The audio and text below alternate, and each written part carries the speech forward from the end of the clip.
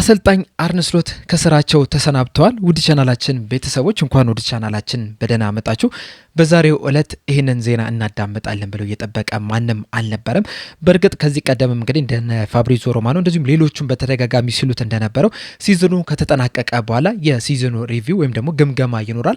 ከዛ በኋላ አሰልጣኝ አርነ ስሎት በስራቸው ይቆያሉ ወይስ አይቆዩም የሚለው ውሳኔ ያገኝለታል የሚል ነገርን ሲናገሩ ነበርና ምናልባትም በዚህ ሳምንት ውስጥ ያንን ስብሰባ አድርገውት ሊሆን ይችላል። በዛሬው ዕለት ግን አሰልጣኙ ከስራቸው መሰናበታቸውን ይፋ አድርገዋል። ሊቨርፑል እንደዚሁም ኤፍኤስጂዎችን ባወጡት መግለጫ መሰረት ሁላችንም ተሰብስበን ከዚህ በኋላ ክለቡን ወደፊት ለማራመድ አሰልጣኝ መቀየር ጥሩ ውሳኔ ሆኖ ስላገኘ ነው ከአሰልጣኝ አርነ ስሎት ጋር ልንለያየ ችለናል የሚል መግለጫን አውጥቷል። ፋብሪዞ ሮማኖ በበኩሉ በሲዝኑ ማጠናቀቂያ ላይ ባደረጉት ግምገማ መሰረት ሊቨርፑሎች ከአሰልጣኝ አርነ ስሎት ጋር ሊለያዩ ችሏል። ከዚህ በኋላ ለአሰልጣኝ አርነ ስሎት ተተኪ አንዶኒ ኢራዮላ ቀዳሚ ተመራጭ እንደሆነ ነው እየተናገረ የሚገኘው። ስለ አንዶኒ ኢራዮላ ራሱን የቻለ አንድ ፕሮግራም ይዘን መምጣታችን አይቀርም። ለአሁን ላይ ግን አሰልጣኝ አርነ ስሎት ተሰናበቱ የሚለውን ነገር በደንብ የምንመለከት ይሆናል። በመጀመሪያ ደረጃ ግን አሰልጣኙ ልናመሰግናቸው ይገባል። በእርግጥ አንዳንድ ሰዎች ያለፈውን ሲዝን አሰልጣኝ አርነ ስሎት ዋንጫውን የበሉት በየርገን ክሎፕ አማካኝነት ነው፣ እሱ ትቶት በሄደው ቡድን አማካኝነት ነው የበሉት የሚሉ ነገሮችን ያነሳሉ።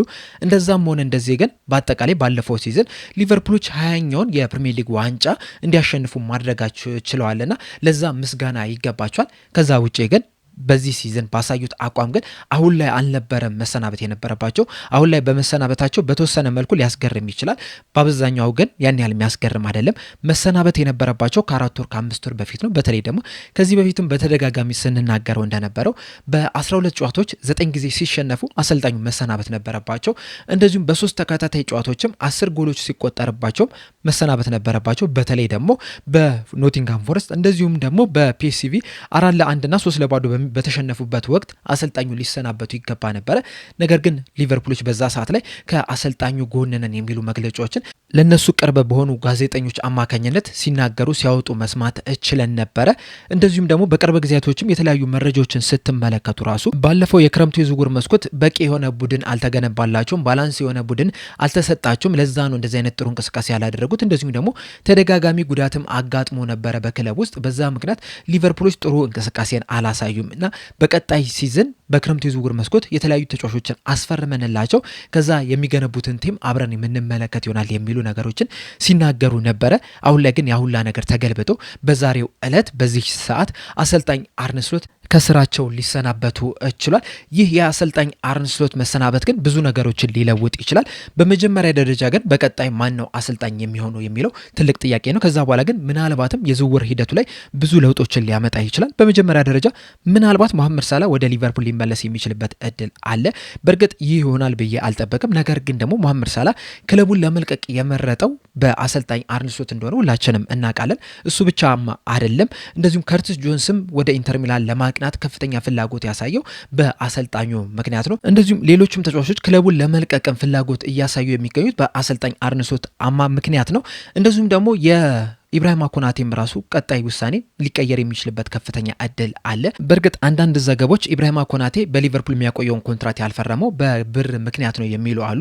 ነገር ግን ደግሞ ምናልባት በአሰልጣኙ ምክንያትም ሊሆን ይችላል ኮንትራቱን ያላራዘመው። በተመሳሳይ መልኩ ደግሞ የሃርቪ ኤሊየት እጣ ፈንታ ራሱ እስካሁን ድረስ አለየለትም። እንደምታስታውሱት ባለፈው የክረምቱ የዝውውር መስኮት የመግዛት ግዴታ ባለው የውሰት ውል ወደ አስቶን ቪላ ማቅናቱ አይዘነጋም።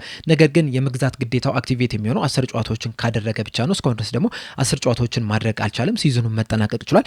በቅድመ ውድድር ዝግጅትም ወደ ሊቨርፑል የሚመለስ ይሆናል። ነገር ግን በመጀመሪያም ደረጃ ወደ አስቶን ቪላ ለማቅናት የፈለገው ከሊቨርፑል ለመውጣት የፈለገው አሰልጣኝ አርነ ስሎት ለዚህ ተጫዋች እድል እንደማይሰጡት ስላወቀ ነው። ይህንንም ደግሞ ባለፈው ሲዝን በደንብ መመልከት ችለን ነበረ። ነገር ግን ደግሞ አንዶኒ ኢራዮላ በተለይ የሊቨርፑል አሰልጣኝ የሚሆን ከሆነ ምናልባትም ሃርቪ ኤሊየት የሚመቸው አይነት ተጫዋች ሊሆን ይችላል። እንደዚሁም ደግሞ ሌሎችም አሰልጣኞች የሚመጡ ከሆነና የሃርቪ ኤሊየት አጮት የሚመቻቸው ከሆነ በሊቨርፑልም ሲቆይ ልንመለከት የምንችልበት ከፍተኛ እድል አለና የአሰልጣኝ አርነ ስሎት መሰናበት ብዙ ነገሮችን ሊለውጥ የሚችልበት ከፍተኛ እድል አለ ብዬ አስባለሁ። የአሰልጣኝ አርነ ስሎት መሰናበት ግን የሊቨርፑል ደጋፊዎችን በጣም ያስደስታል የሚልም ሀሳብ አለኝ። በተለይ በዚህ ሲዝን ሊቨርፑልን ከተመለከታችሁ የሚያዝናና ጨዋታ አልነበረም ሲጫወት የነበረው በስታንዳርዱ ልክም ሲጫወቱ አልነበረም። በተለይ ደግሞ ባለፈው የክረምቱ የዝውውር መስኮት ወደ 450 ሚሊዮን ፓውንድ አካባቢ የሚጠጋ ገንዘብ ማውጣት እችሎ ነበር። በእርግጥ ወደ 250 ሚሊዮን ፓውንድ አካባቢ የሚጠጋ ገንዘብ ከተጫዋቾች ሽያጭ አግኝቷል። እንደዛም ቢሆን ግን በአጠቃላይ የተጣራ ከ200 ሚሊዮን ፓውንድ በላይ ወጪ አውጥቷል። ያመጧቸውንም ተጫዋቾች ስትመለከቱም ደግሞ አሌክሳንደር ኢሳክ፣ ፍሎሪያን ቪርትዝ፣ ሂጉ ኤኪቲኬ እንደዚሁም ደግሞ ጀረሚ ፍሪምፖንግ ከዛ በተጨማሪም ሚሎስ ኬርኬዝም ወደ ክለቡ ሲመጣ መመልከት ይችላል። ከነዚህ መካከል ደግሞ በእርግጥ አሌክሳንደር ኢሳክ የቅድመ ውድድር ዝግጅት ስላልነበረው እሱን እንቶ ከሱ ውጭ ግን ያሉት ፍሎሪያን ቪርትዝ እና ሂጉ ኤኪቲኬ እንደዚሁም ሚሎስ ኬርኬዝ ከዚህ የተሻለ አቋም እንዳላቸው ሁላችንም እናውቃለን። በነበሩበት ክለብም ከዚህ የተሻለ እንቅስቃሴ ሲያደርጉ ተመልክተናል። አሰልጣኝ አርነ ስሎት ግን ያንን ብቃታቸውን አውጥተው መጠቀም አልቻሉም። እንደ ቡድንም ጥሩ የሚባል እንቅስቃሴንም ማድረግ አልቻሉም። የሻምፒዮንስ ሊግ ቦታን ይዞ ለማጠናቀቅ ራሱ የመጨረሻውን ጨዋታ መጠበቅ ነበረባቸው። በአጠቃላይ በሲዝኑም 20 ሽንፈቶችንም አስተናግዷል። ይህም ደግሞ ከ1953-54 በኋላ በጣም ከፍተኛው ሽንፈት ያስተናገዱበት ሲዝን ሆኖ መመዝገብ ችሏል። ለዚህ በእርግጥ የተለያዩ ምክንያቶችን ሲደረድሩ መመልከት ይችላል። አንደኛው ምክንያታቸው የዲያጎ ጆታ ህልፈት ነው። በእርግጥ እውነት ነው፣ የዲያጎ ጆታ ህልፈት ተጫዋቾች ላይ ከፍተኛ የሚባል ተጽዕኖ ፈጥሮባቸዋል። ነገር ግን ደግሞ አሰልጣኝ እንደመሆናቸው መጠን ይህንን ሀዘን ወደ እልህ እንደዚሁም ደግሞ ወደ ታታሪነት መመለስ ነበረባቸው። በእርግጠኝነት የርገን ክሎፕ በቡድን ውስጥ ቢኖር ኖሮ ይህንን ሀዘን ወደ አሸናፊነት ይቀይሩት ነበረ። ምክንያቱም ማን ማኔጅመንታቸው ከአሰልጣኝ አርነ ስሎት እጅጉኑ የላቀ ነው። የሰማይና የምድር አይነት ልዩነት ነው ያላቸው። አብዛኞቹ ተጫዋቾች ለየርገን ክሎፕ እስከ መጨረሻው ድረስ ሲፋለሙ የነበሩት የርገን ክሎፕ ማን ማኔጅመንታቸው በጣም ምርጥ ስለነበረ ነው። አሰልጣኝ አርነ ስሎት ይህንን ስል ብዙ ነገሮችን ማድረግ አለባቸው ማለት አይደለም። አንድ ነገርን ብቻ ቢነግሯቸው ራሱ በቂ ይመስለኛል። ይህም ደግሞ 21ኛውን ዋንጫ ለዲያጎ ጆታ ስንል እናሸንፍ እንብላው ቢሉ ራሱ ተጫዋቾቹ በጣም በከፍተኛ ተነሳሽነት እያንዳንዱ ጨዋታ ይጫወታሉ ብዬ አስባለሁ። ነገር ግን ያንን አላደረጉም።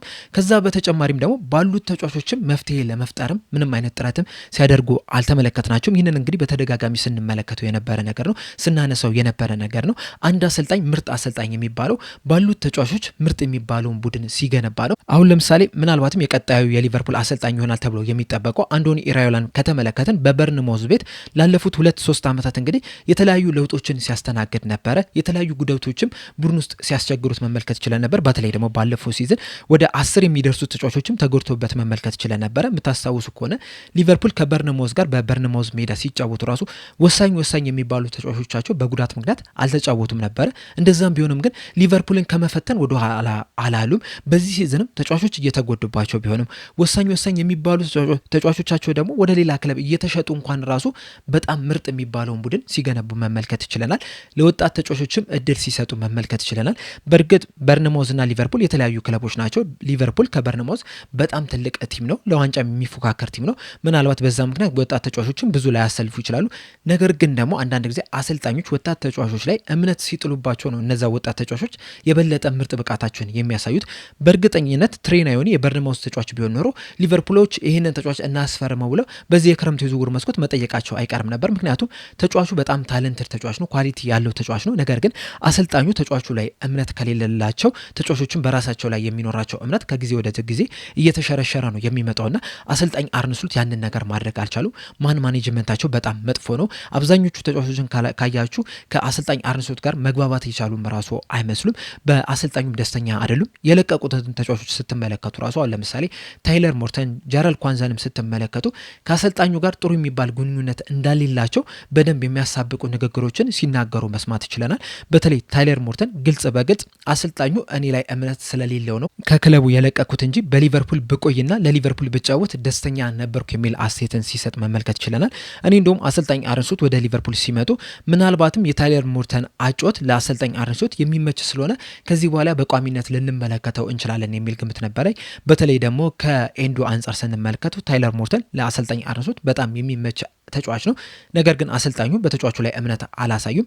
በዛ ምክንያትም እንግዲህ በዚህ ሰዓት ላይ በሊዮን እየተጫወተ ምርጥ ብቃቱ ነው እያሳየ ነው የሚገኘው። ምናልባትም ሊቨርፑሎች ከዚህ በኋላም ይህንን ተጫዋች በድጋሚ እናስፈርመም የሚል ጥያቄም ሊያነሱ የሚችልበትም ከፍተኛ እድል አለ። ከዛ በተጨማሪም ግን የሊቨርፑል አጨዋወትም በዚህ ሲዝን በጣም መጥፎ ሆኖ መመልከት ይችለናል። በጣም አሰልቺ የሚባል አጨዋወትን ሲጫወቱ ተመልክተናል። ከዚህ ቀደም እንግዲህ የፔፕ ጋርዲዮላ አድናቂ እንደሆኑ እንሰማለን። ነገር ግን ደግሞ ፔፕ ጋርዲዮላ ወደ ፕሪሚየር ሊግ ከመጣ በኋላ የባርሴሎናን አይነት አጨዋወት አይደለም ሲጫወት የነበረው በየጊዜው ያጮት ስታይሉን ሲቀይር መመልከት ይችላል። እንደዚሁም ደግሞ በቅርብ ጊዜያቶችም የፒኤስጂ ያጮት ስታይል በጣም እንደሚመቻቸው ሲናገሩ መስማት ይችላል። በሊቨርፑል ግን እየተመለከት ነው ያለው ያጮት ስታይል ግን ከነዚህ ሁለት አሰልጣኞች በጣም የራቀ ነው። ከዛ በተጨማሪም ግን በጣም እንዲወቀሱ የሚያደርጋቸው ነገር ቢኖር ምንድነው ምንጊዜም አሰልጣኝ ያሉትን ተጫዋቾች ተመልክቶ ለነዚህ ተጫዋቾች ምን አይነት ያጮት ስታይል ይመቻቸዋል በሚለው ነው መመርኮዝ ያለበት እንጂ ገና ለገና ቲኪታካ ስለወደድክ ብቻ ተጫዋቾቹ ቲኪታካ ባይችሉም እንኳን ራሱ ቡድኑ ላይ ለመተግበር የምትሞክር ከሆነ ውጤታማ አያደርግም። እናም አሰልጣኝ አርነ ስሎትም በዛ የተቸገሩ ይመስለኛል። ባለፈው ሲዝን ብዙ ነገሮችን አልለወጡም ነበረ። ተጫዋቾቹም በየርገን ክሎፕ ስር ብዙ ዓመታት ስለተጫወቱ ከዛ ጋር የሚቀራረብ አይነት ጨዋታንም ባለፈው ሲዝን ስለተጫወቱ አልቸገራቸውም። በዚህ ሲዝን ካለፈው ሲዝኖች በጣም የተለየ ያጮት ስታይልን አሰልጣኝ አርነ ስሎት ለመተግበር ሙከራ አድርጓል። ያም ውጤታማ አላደረጋቸው። በአጠቃላይ በእነዚህ ሁሉ ምክንያቶች እንግዲህ በዚህ ሲዝን ሊቨርፑል ውጤታማ ሊሆን አልቻለም። አሰልጣኝ አርነ ስሎትም እንግዲህ ከ2 ዓመት ቆይታ በኋላ ከስራቸው ሊሰናበቱ ይችላል። ይህም ውሳኔም እንግዲህ ቢዘገይም ትክክለኛ ውሳኔ መወሰን ይችላል። በእርግጥ ሊቨርፑሎች ምናልባትም የዛኔ ወደ ጃንዋሪ አካባቢ አሰልጣኙን አሰናብቶት ለምሳሌ አሁን እነ ጄራርድን አምጥተው ቢሆን ኖሮ ምናልባትም የሲዝኑ ሂደትም ሊቀየር የሚችልበት ከፍተኛ እድል ነበረ። በተለይ ደግሞ ከጃንዋሪ ጀምሮ ከነዚህ ከትንንሽ ቲሞች ጋር የተገናኙበትን ጨዋታ ሊቨርፑሎች አሸንፈው ቢሆን ኖሮ ምናልባትም በስተመጨረሻ የዋንጫ ባለቤት ራሱ መሆን ይችሉ ነበር። ምክንያቱም አርሰናሎችም ከጃንዋሪ በኋላ በተደጋጋሚ ነጥብ ሲጥሉ መመልከት ይችላል። እንደዚሁም ደግሞ ሊቨርፑልና ማንቸስተር ሲቲ እኩል የሚባል ነጥብ ላይ ነበሩ።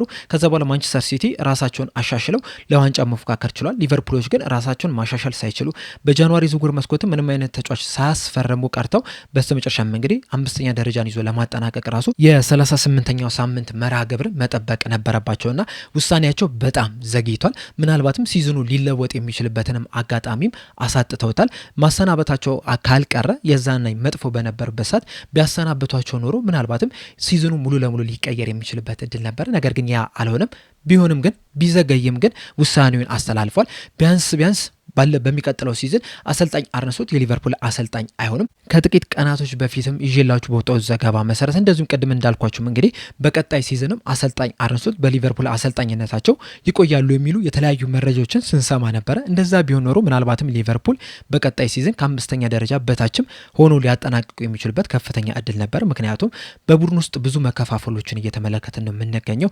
ብዙ ችግሮች እንዳሉበት እየተመለከትን ነው የምንገኘው። ሙሐመድ ሳላህም ኢንስታግራም ፖስት ላይ የለጠፈውን ነገር ስንመለከትም ብዙ ክፍተቶች በቡድን ውስጥ እንዳሉ በእርግጠኝነት መናገር ይቻላል። እንደዚሁም ደግሞ ብዙ ተጫዋቾች የሙሐመድ ሳላህን ፖስት ላይክ ማድረጋቸውም በቡድን ውስጥ ብዙ መከፋፈል እንዳለም የሚያሳብቅ ነው የነበረውና በተጫዋቾቹና በአሰልጣኝ አርነ ስሎት መካከል ክፍተት እንዳለ በአሰልጣኝ አርነ ስሎት አጮት ማን ማኔጅመንትም ደስተኛ እንዳልነበሩ የሚያመለክት ነው የነበረውና ኤፍኤስጂዎችም እንግዲህ ይህንን ተመልክተው ሊሆን ይችላል። እንደዚሁም ደግሞ ሲዝኑንም በደንብ ሪቪው አድርጎት ገምግሞት እንግዲህ በስተመጨረሻ አሰልጣኝ አርነ ስሎት ከስራቸው ሊሰናበቱ ይችላል። በአሰልጣኝ አርነ ስሎት መሰናበት ዙሪያ ያላችሁን ሀሳብ አስተያየት፣ እንደዚሁስ በቀጣይስ ማን የሊቨርፑል አሰልጣኝ ቢሆን በቀጣይ ሲዝን የተሻለ የሚባል ውጤት ማስመዝገብ ይችላል ብላችሁ ታስባላችሁ? ሀሳብ አስተያየታችሁ እንዳለ ኮሜንት ሴክሽን ላይ በመጻፍ አሳውቁኝ። ለአሁን እኔ እዚህ ላይ አበቃው። እስከ መጨረሻው ደቂቃ ድረስ ስለተከታተላችሁኝ ከልብ አመሰግናለሁ። ወደ ቻናላችን ቤተሰቦች በቀጣይ በሌላ እስከምንገናኝ ድረስ ሰብስክራይብ፣ ላይክ፣ ሼር ማድረግ እንዳትረሱ። ቸር ያቆየን።